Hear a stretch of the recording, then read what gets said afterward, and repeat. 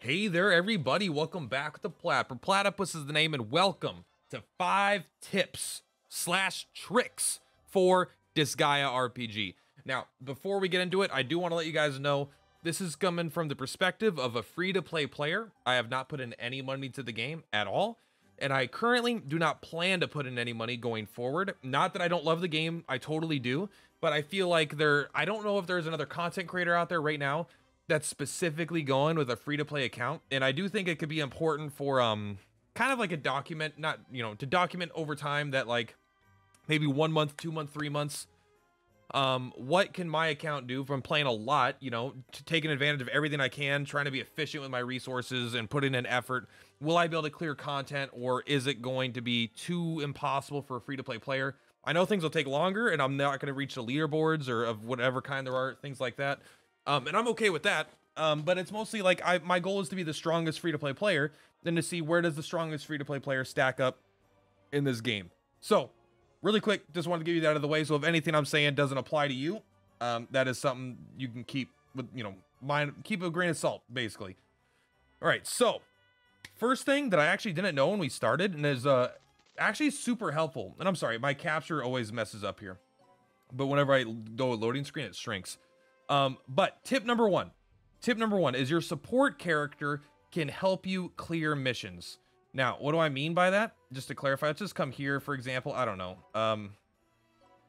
Right here is a perfect example. So, sorry, let me go ahead and do this really quick. Yeah, I'm on a phone. So what? Don't you guys have phones? Love is power. I guess you have to pick Adele. So let's pick one right here. So let's say I want her on my party. Then I see here, you need 2 or more males in your party. Let's just say I'm this party right here. 2 or more males in your party. I just found out, I guess it was yesterday, but the game just came out. But your support character can help you fulfill those missions. Also, your support character can help you fulfill the all team members surviving. If you have a weak person in your party and you want to support them out, you could do that. But like, there's a lot of them that, like, I don't have any leveled monsters right now, right? I don't have, most of my party was all female, and so what I would do is like, okay, I go back here, I'm going to pick, they don't have to ever be in the fight. If you have a strong team and no one dies, this will still count as having 2 males for that mission. So keep that in mind if you have a team that you really like and you're not getting these missions, you can make up a lot of them with the support. Now there are some of them that I think you probably can't do for this reason or that reason, where maybe you're forced to take a support like Laharl early on or something like that, so that you might not be able to do it there. But keep this in mind, you don't need to put some weak unit that's going to die just to fulfill this condition. You can a lot of times fulfill this just with your support. Quick cut.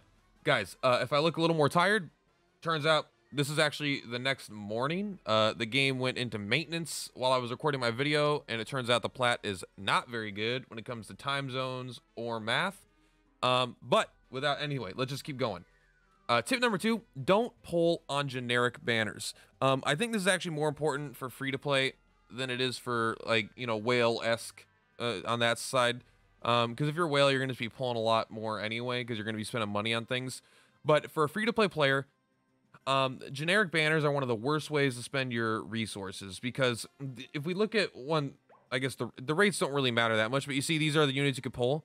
There's nothing that's focused here, right? Everything has an equal chance in the 4-star range. And that's saying, so the worst unit here and the best unit here have the exact same drop rate. So you're not any more likely to get something good versus something bad. And you're not even likely to get this, 4-star anyway. But if, like, when a banner comes out, and you have well, let's take a look here.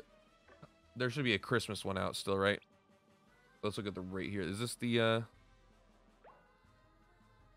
yeah, so when a banner comes out, you have a much, much higher chance of pulling the banner unit, And so if you wait and hold all your gems until you have a very, very good banner unit, you're much more likely to get something that's actually good instead of just random stuff.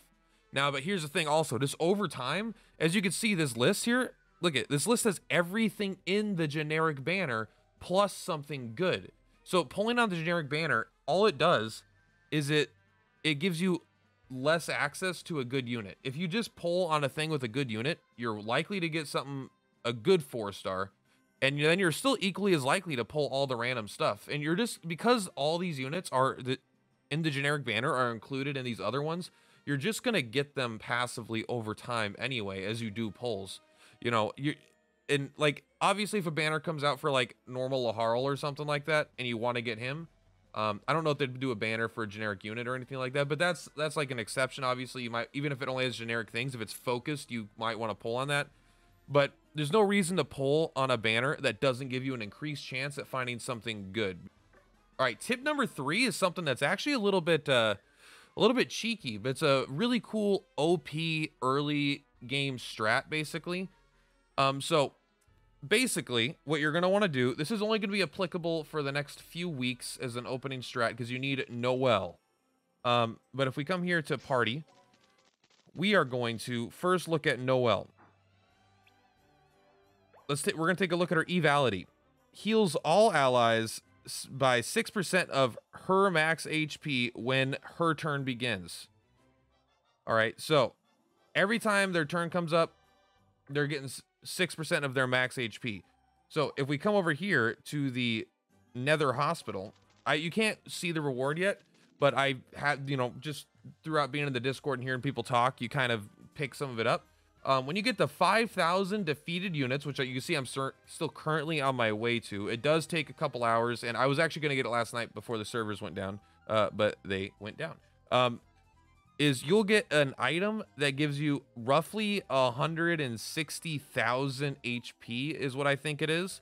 So if you equip that item on Noel, you're going to be healing your entire party by like 13,000 every single turn, give or take. And that's going to make like your guys literally invincible for a large amount of content, honestly. So you can really focus on doing all out attacks. You know, I guess if something gets one shot, you know, it's not going to help, but, even now, like I'm at level, what level are my units at? I think I just got to the point where we can go to 5,000. Yeah. Laharl has 74,000, but he would heal like 13,000 a turn. It'll almost full heal some of my units every single turn, right? So it's like, it's super, super good early on, specifically that item on Noel. Now, how do you get it? Like you have to get 5,000 deaths. The way I would recommend doing it is going to the item world and finding maybe your favorite team that may not be as strong as you would like. Here's a rank 19 thing. We go to the item world and we pick, I don't know, maybe a really, really fun team that maybe isn't quite there yet. And then you just go in like so. Make sure you pick the highest rank item you can, and then you want to have a full team, but you want to put things that are a little bit weaker for sure. Actually, this guy is 21,000. He might not get one shot. He might also. Okay, he did. They're totally doing way more. So, you can actually reroll this until you find an enemy, I think, that has a AoE on their first turn. But basically, you die here, you retry. You could also put even weaker units that are even slower. The slower the unit, the better. Oh, there we go. See, sometime I guess it rerolls every time. So you basically do that, and you do that, I won't lie, for a couple hours. But then you're gonna get this incredibly OP start. Like. It's really, really good. Obviously, I'm not even there yet, but my Noel's already good because you get other weaker items on the way, and Noel's already doing really good work for me. All right, tip number 4 is going to be about free-to-play units. So there are some free-to-play units in the game, besides Noel. Actually, Noel's an event unit. But basically, these guys and Prism Red, they're going to be... The printies are farmable on every stage in the game, basically. But you can always look at the little details button. But these guys are on the final level of every chapter, and the drop rates seem to be the same between easy, normal, and hard from what I've been told. But especially first for the printy, I do recommend taking one printy up to the max NE, Nether Enhancement, whatever it's called. I know it might seem weird because you need printies to level up your 4 stars to 5 stars, but here's the thing. You need like 2,000. Taking 11 of those printies, like taking one printy as the base unit and then 10 things to fully get all these passives, I think it's not really taken away from that in the long run at all. But if we look here, like, look at from getting this printy all the way up, 7% speed, which is pretty good. 10% stats, 10% stats, 10% stats. So you get like 60% increased stats, 10% extra defense, and you get this cool S power attack, right? So there's a reasonable chance that early on, that if you're a free-to-play player and you don't have dupes for like your Laharl, or you don't have dupes for your Noel, that this printing could just have higher stats due to the base being increased by 60%, you know? So I do recommend taking one of these printies. Plus, there's also a lot of levels that require you to have a living monster to beat, and I don't have a monster. I took Laharl as my base, and I have gotten the daily pull, and I haven't done any other pulls yet, so I don't have a monster unit besides these farmable printies, right? So this lets me get those missions complete without having to pull. It also just has really good stats, honestly, for the level it's at. I'm still leveling him right now, obviously. He's not quite up to where my other stuff is at. I took a little bit longer to get there. But also, don't forget about the Prism Rangers, right? They're all good in their own way, and they're incredibly synergistic. But, like, here's one. There's two I'm going to point out specifically. And the first one is Blue, which is farmable. All the Prism Rangers are farmable on the final chapter, or the final level of each episode, or something like that. Yeah, it's like whatever the super boss of the episode, you'll be able to pull these guys. It costs a lot more stamina, but they're still pretty easily farmable. But look, they also get 1, 2, 3, 4, 5, 6, 70% increased stats, and they also get attack and intelligence boosts by a 15% if you have a party of humanoids. I don't know if Ranger Guard is any good, honestly. I'm not yet sure. It might be good against I guess if there was PvP, it wouldn't be good, but in normal stuff, it's actually probably not that bad. 30% decreased damage is probably good. But here's another one. All humanoid allies get plus 4% speed. Now, that's not a huge percent, but there's not a lot of things. Everything that says except speed. This is something that directly increases everyone's speed. So if you're going up against enemies that have, you know, identical units, basically, and you have an increased speed and they don't, it means all your units would go first, you know? So increased speed is cool, and you could, you know, theoretically, you could do a team of just 5 of this guy, right? Give everyone 20% increased speed. That's probably a little more memey than anything, but I do really like that idea. So giving something a little bit of speed, I do think is pretty good. So I really like this guy, and so far, it's been a very unique ability from what I've seen. Maybe some 3 or 2 stars have it, but again, I haven't pulled. And then second actually is going to be purple, and not just because I'm the Purplatypus, and this is my favorite unit in the game. But his may not look as cool. It has resistance 6%, but if we come here to his skills learned and we go to spells, boom, what's the second spell that he learns? One, he learns Star, which is good. He learns Speed Boost, speed plus 20% for 10 SP. That means if you just have this guy in your party and you have one insanely OP character that's carrying your content, you can just increase their speed 20% on this guy's first turn, right? Like your Valvatores and Etna, or, you know, Flan, whatever, Noel, whatever you're using as your carry unit. I use Laharl because he's the first unit that I got. Then like you could just, they get 20% extra turns, right? This is huge, because speed in this game is not just extra turns. I mean, it is extra turns, but don't forget extra turns, because there's no MP in this game. There's SP, which is generated by over time and through attacking and stuff.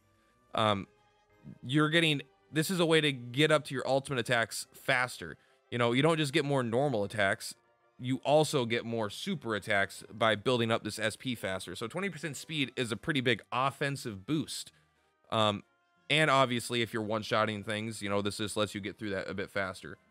So these are the kind of the 3 things I kind of recommend you as a free-to-play player a little bit focus on, because they're all, I think, pretty powerful in their own way. Like, obviously, compared to the really, really expensive stuff, they're probably more mid-tier, but as far as free-to-play goes, I think there's some real value to these units. All right, and the final tip is, you've probably seen this somewhere else, but just in case you haven't, I have to make sure to mention it, is there is a list of free codes, or codes that'll give you free things. If you come into menu, you hit other, and you hit serial code, you're going to want to, this is where you got to input the codes. I'm going to have a link down in the description. There's a wonderful, wonderful Excel spreadsheet right here. And basically these are the codes right here. There's currently 9, and this gets updated whenever a new code gets shown. So you might want to check this out once a week, something like that. But you can see you get over for a free 10 pull right now, 200, 200, 200, 150, 150, a lot of hell, and a lot of skip tickets. And honestly, the AP potions, they're all good, right? They're all actually super good. The AP potion is the ones that I'm most drawn to. But yeah, go ahead and check this out. Make sure you bookmark this page so you can come back and check it. There's a lot of other things in here, as you can see as well. There's party, there's unit stats, and blah. There's tons of stuff. It's just a good Excel spreadsheet to have in general, but for the gift codes specifically, they are right here, and that's going to be in the description down below. Anyway, guys, that is going to do it for this video. I'm not sure if I'm going to keep up the daily content for Disgaea. I would like to, but there's still I still need to kind of get to a higher power level, I think, before I'm able to clear content and really show off a lot of things such as unit reviews, things like that. So I am gonna keep making videos as I have things to make videos about. Maybe I'll do a few more guides first before anything. But yeah, that's gonna be it, guys. Thank you so much for watching. Purplatypus is Purplatypus.